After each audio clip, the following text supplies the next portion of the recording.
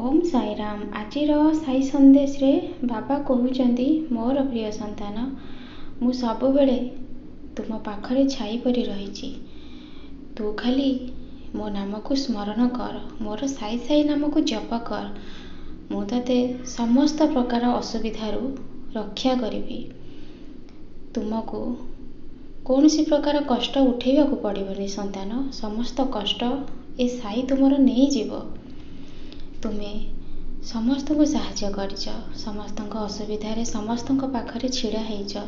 एबे से समय आसीछि मु तुम पाखरे तुम असुविधा समय निश्चय छिड़ा हेबी। आउ किछि दिन अपेक्षा कर, सबु किछि आपे ठीक हो जीव संतान। तू जेते बेले समस्त को साहाय्य करिछु, किंतु सेथिरे तते निंदा परिहास सुनिबा को मिली।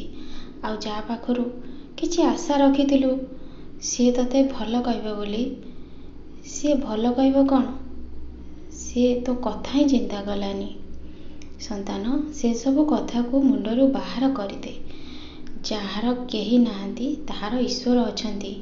तो बाबा को तू एते भल पाउछु ना, तो बाबा तो सांगे सब बेले छाई परी रही। मु तते कहूची मो साई सच्चरित्र पाठ कर, देखिबू तते बहुत किछि रास्ता मिली जीव। तू जदि चिंता करुछु बाबा एमिति काहेकि हेला, सेमिति चिंता करनी संतान। जहा हुए ईश्वर को इच्छा रे हुए, आउ जहा मते हबो ईश्वर को इच्छा रे हेबो। आउ ए घर संसार करिकी छोट बड़ समस्या लागिकी रहिबो, से सब को तू मुंडेर पुरानी। तू सब बेले मो नाम को स्मरण कर, तोर बहुत किछि कार्य हबा को जाउछि। सेथि लागी तू किछि कथा भाबनी, तू केवल भल चिंता रख। आउ सब बेले निजे खुशी रे रह। निजे जेते बेले खुशी रे रहिबू ए दुनिया तते भल लागिबो। तू यदि निजे खुशी रे न रही पारिबू ताहाले ए संसार तते अंधकार दिसिबो।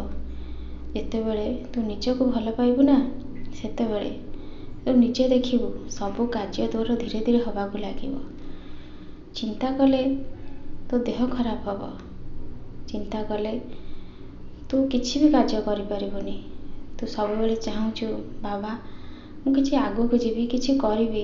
तू यदि चिंता रे बुड़ी की रहिबू ताहाले कह केमिति तू आगो को जाई परिबू संतान।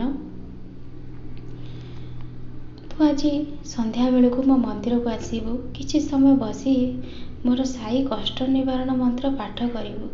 देखिबू तते बहुत बड़ सफलता मिलिबो। तू जेतेबेले सफलता पाइबू तते जो माने परिहास करुथिले से माने भी देखिबे कि तो बाबा तो पई कोन करि पारंती। सेथि लागी मनरे श्रद्धा आ विश्वास रख, धैर्य ध, किछि असुविधा हेबनी। तो बाबा जेतेबेले तो हाथ धरिछि, केही भी तो बाबा ठारू तो हाथ को अलगा करि परिबेनी। सबु बेले मु तते साहाय्य करिवि। लोक माने हसुचंती, हसीबा को दे संतान।